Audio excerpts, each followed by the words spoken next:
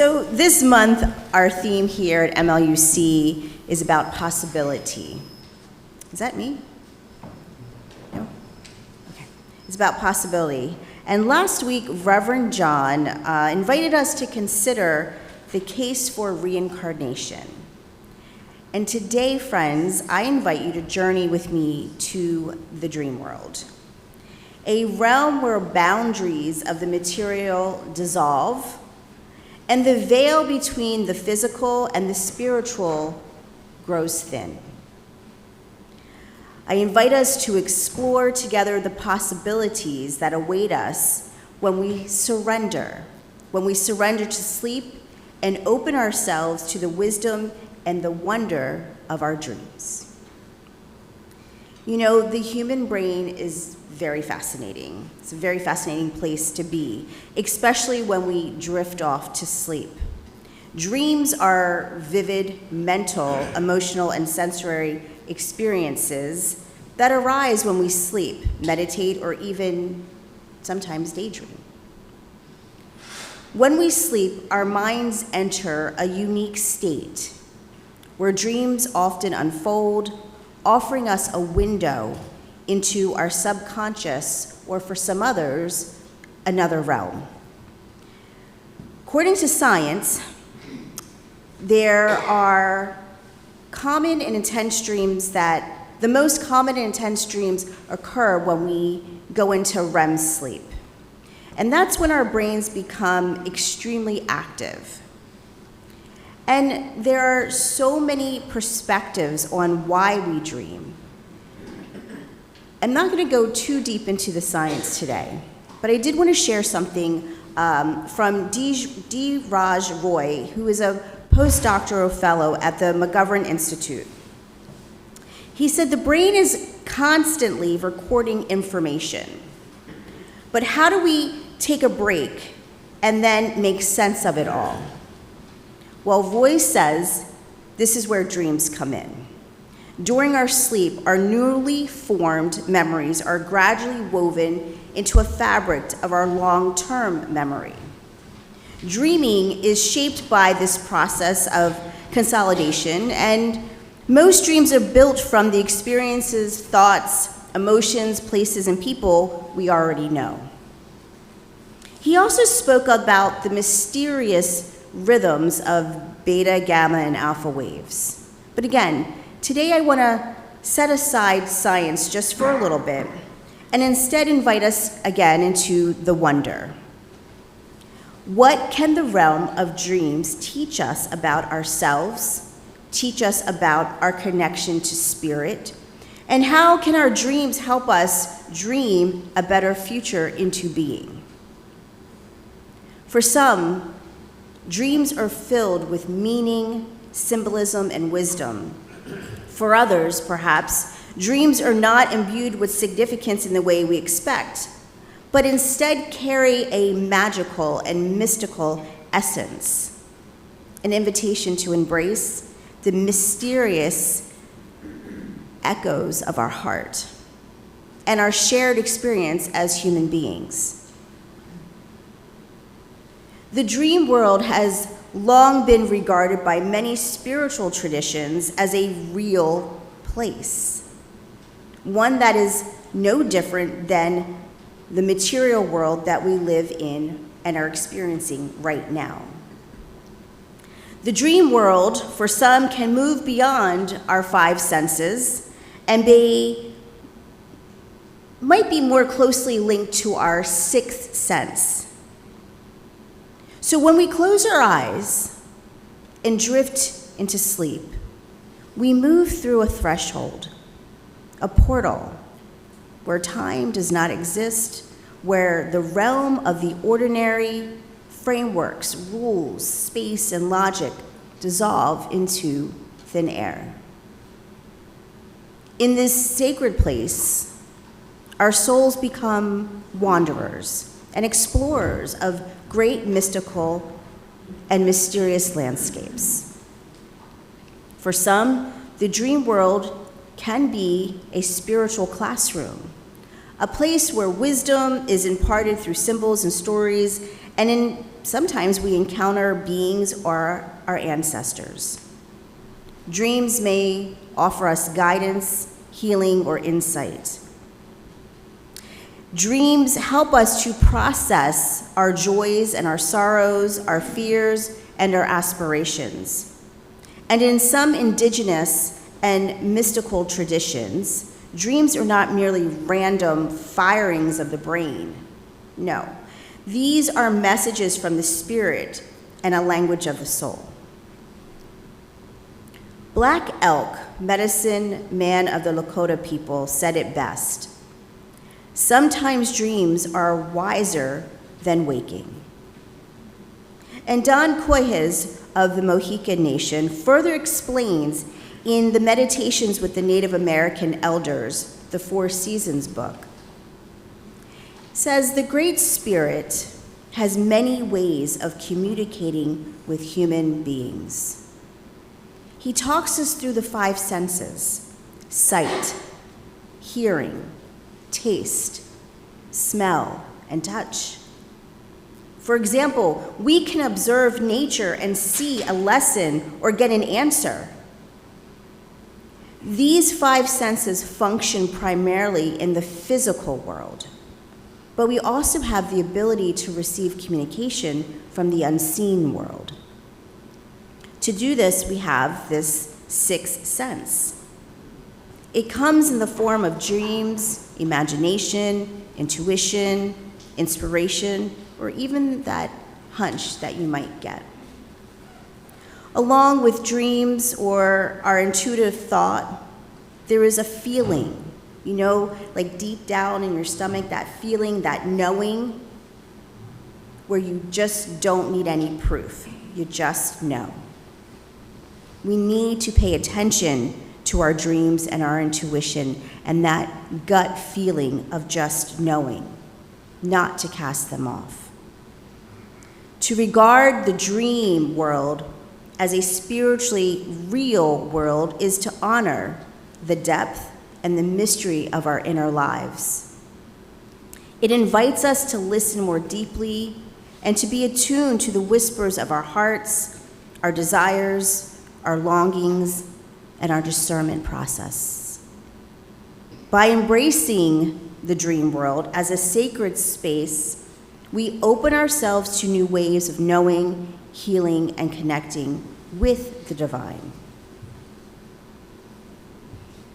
The possibilities of tapping into our dreams can be transformative. Let's consider a story from the Old Testament of the Bible.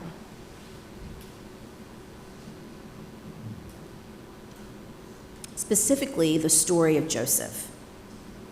Joseph, the first son of Jacob and Rachel, was a very important figure in Genesis. In ancient Egypt, the Pharaoh was troubled by dreams no one could interpret. 7 fat cows eaten by 7 scrawny cows. And then 7 healthy ears of corn, followed by 7 ears that were thin and withered. See, the Pharaoh was desperate, and because no one could help him interpret his dreams. Well, that was until Jacob showed up. Joseph was known was known to be wise with wisdom and connection to the divine. Joseph listened to the Pharaoh and explained, this is easy. The dreams that you are having mean the same thing. Egypt will have 7 years of abundance, followed by 7 years of famine. Oh, see, the Pharaoh was very, very impressed by this. And he followed Joseph's advice, and they stored grain for the good years. And then when famine came, Egypt was ready, and many lives were saved. That's the short version. So Joseph became famous for interpreting the Pharaoh's dreams, and he was then made governor of the grain stores, so to speak. And much like Joseph and Black Elk, I grew up with a profound reverence for the power and the mystery of dreams. In my family, we didn't use formal language for these practices. Instead, dream sharing was simply a part of everyday life, and it still is today. Interpreting dreams was more than a pastime. It was a spiritual act, a way to connect with divine guidance and the wisdom of our ancestors. One way we incorporated dreams into our daily lives was through this dream book. Yep, that one right there. This dream book, this actually belonged to my grandmother. So dream books, especially in the late 1800s, became treasured tools in my family. And for those of you who are unfamiliar with a dream book, this particular dream book is a special guide that lists common dreams and pairs them with specific numbers, often 3 digits, and also, in some other dream books, it connects certain words or symbols with particular interpretations. So, for example, if someone dreamed of a cat, the dream might list a number to play in the lottery, or also explain what the cat symbolizes, such as independence or mystery. So our family dream book included these numbers and interpretations, which we use both for, my grandmother used for playing the local numbers, local number games. They used to call it running numbers. It was a little like an illegal lottery system. And in essence, for trying to understand our hidden messages in our dreams. She used this book for that. These books offer not only the hope of material gain, but also a way to discover deeper meaning in our lives. So my grandmother's dream book of HP, I think it's called HP Dream Book, was not simply a collection of 3-digit numbers. It was really a roadmap to hope, a lifetime for possibility. Through running numbers, even though it was illegal, she and her neighbors believed that faith could invite the divine into the ordinary and transform their circumstances with a single blessed number. To strengthen their hopes, they would share their dreams with each other and play each other's numbers. Using a neighbor's dream from the book wasn't just about increasing the odds, it was an act of solidarity, a way of saying your wisdom, your vision matters to me. By joining faith in this way, the community affirmed their hopes, their struggles, and destinies that were woven together. So sharing dreams preserved wisdom, it built collective memory, and sometimes gave the courage to speak about truths when all words have failed. The running numbers game, it was an act of economic hope and a quiet pursuit for liberation.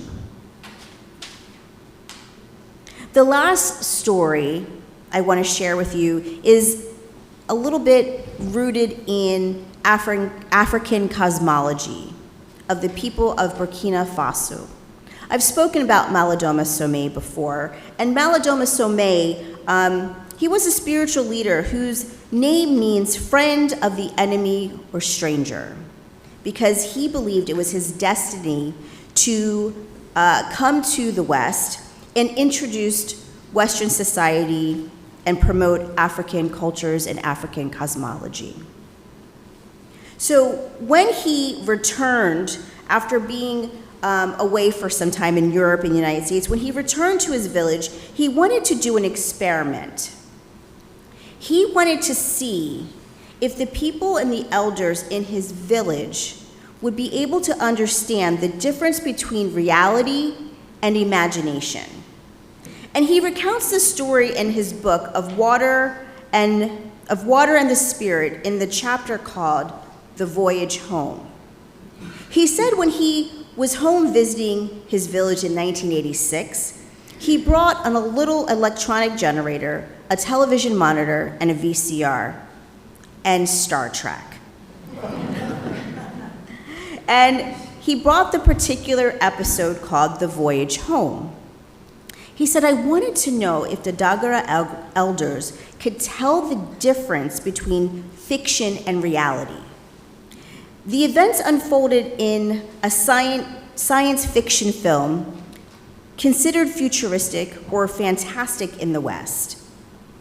Well, for the elders there of the village, they were perceived as current events in the day-to-day lives.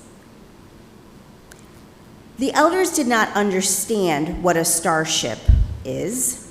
They had no problem, they had no problem understanding light speed and teleportation, except that they could have done it more discreetly. He says, I could not make them understand that all this was not real, because for them it was very real, right?